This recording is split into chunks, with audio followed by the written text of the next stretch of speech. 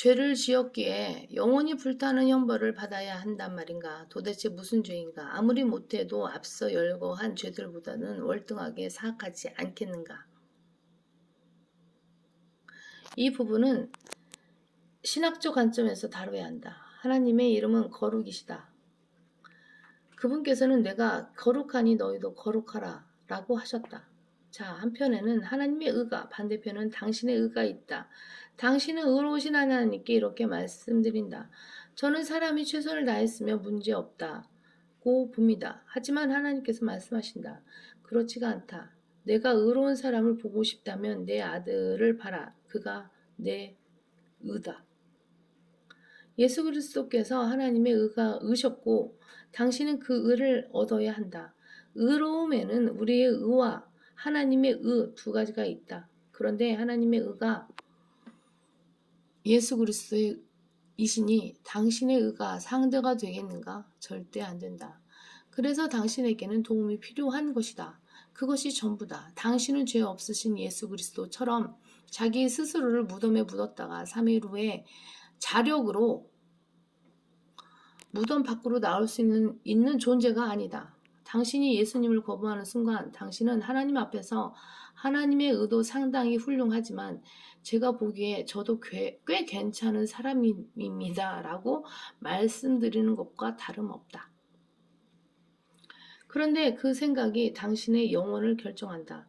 이런저런 죄들로 줄지어 종신형을 받는 일과는 비교도 안 된다. 당신은 당신의 의로 하나님 곧 창조주의 의와 겨루고 있는 것이다. 산호라면 혹독한 어려움에 시달리다 풀려나기도 하지만 지옥에는 해결책이 없다. 시간이 오래 걸려서 그렇지 이 땅에서 겪는 문제는 어쨌거나 마무리가 된다. 그러나 지옥에서는 아니다. 한 번 들어가면 다시는 나올 수 없다. 내가 당신이라면 어떻게 했겠는가? 물론 나는 당신이 아니고 이미 결정도 내렸다. 나는 내가 구원받기 전으로 돌아간다 해도 똑같은 길을 택할 것이다. 즉 구원받을 것이다. 내가 만약 당신이고 죽어서 어디로 가는지 모른다면 즉 이전처럼 구원받지 못한 죄인이라면 나는 초청 시간만 기다리고 있지 않을 것이다. 예배실 앞으로 나가서는 누군가가 와서 기도해 주기를 기다릴 것이다. 왜죠? 당신 겁쟁이군요. 그렇고 말고 지옥에 관한 한 나는 겁쟁이 중에서도 최고의 겁쟁이다. 텍사스주 샌토니오에 내 친구 켄 케이드가 살았다. 그는 설교자가 되고도 몇 년간 샌토니오에 있는 팅랜드 공군기지에서 구조대원으로 일했다. 비행기가 추락하면 소방차, 호스, 방화복 등 필수 장비와 함께 사고 현장에 투입됐다. 한 번은 자신이 겪은 일을 얘기해 줬는데 상당히 참담했다. 비행기 한 대가 추락 중이었고 조종사는 내내 메이데이 긴급 조난 신호를 외쳐댔다. 구조대는 즉각 장비를 갖추고 활주로로 나가서 대기했다. 즉, 곧 비행기가 땅에 쿵 부딪히더니 구르면서 동체 전체가 휘어졌고 조종사의 통제에서 완전히 벗어났다. 그런 모습으로 활주로에 내팽겨쳐져 300m, 400m를 이동하다 전복됐고 주변에 연료를 뿜으며 폭발해 화염에 휩싸였다. 즉시 소방차와 대원들이 접근해 진화 작업을 했다. 킨게이드는 동체에서 20m 정도 떨어져 있었는데 불길 속에서 조종사의 비명을 들었다. 그는 계기판에 다리가 끼어서 조종석에서 탈출할 수 없는 상태였다. 조종사는 불에 타면서 다리를 잘라줘. 누가 내 다리를 좀 잘라. 제발 내 다리를 잘라라고 소리를 질렀다. 결국 조종사는 죽었다. 왜 그가 그토록 자기 다리를 잘라달라고 애원했겠는가? 예수님께서 말씀하셨다. 내 발이 나를 실족해 하거든 잘라버리라.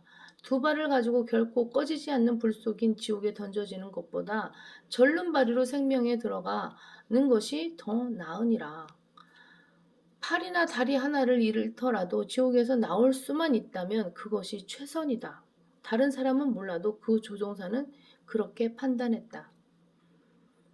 형제자매여, 당신이 구원받았다면 어떻게 구원받았는지를 스스로 안다.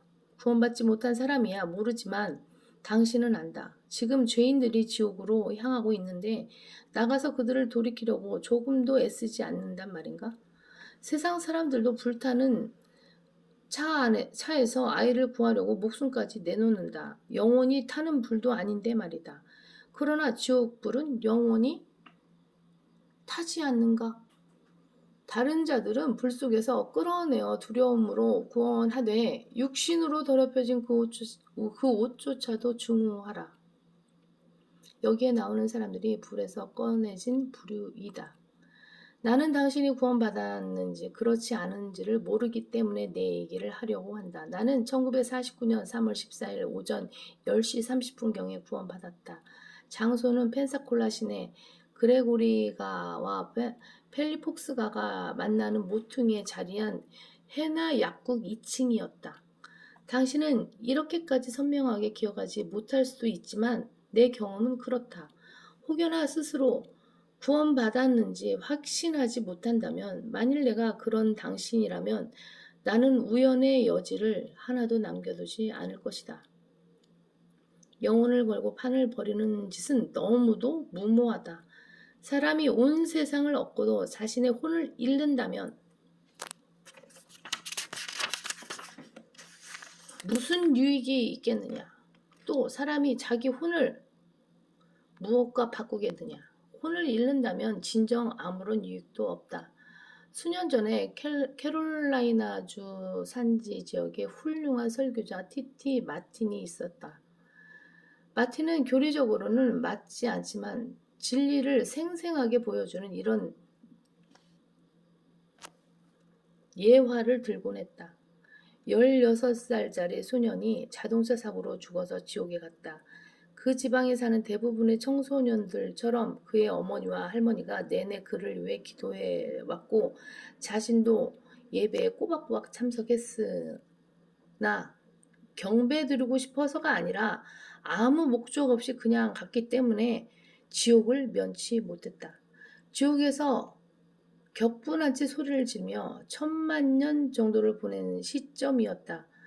더 이상은 못하겠어. 더는 못 견디겠어. 난 여기 오고 싶지 않았어.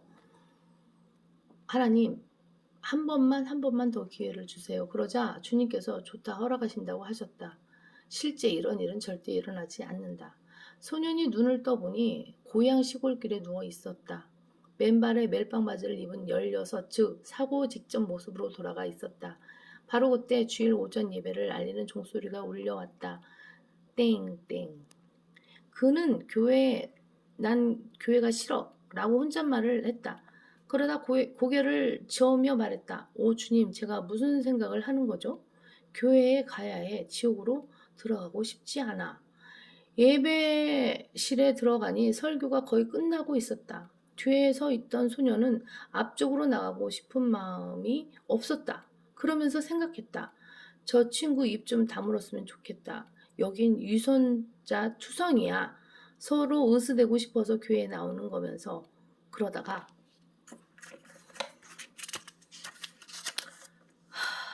정신을 차리고는 이러면 안 돼. 지옥에 들어가고 싶지 않아. 구원받아야 해 라며 자신을 타일렀다.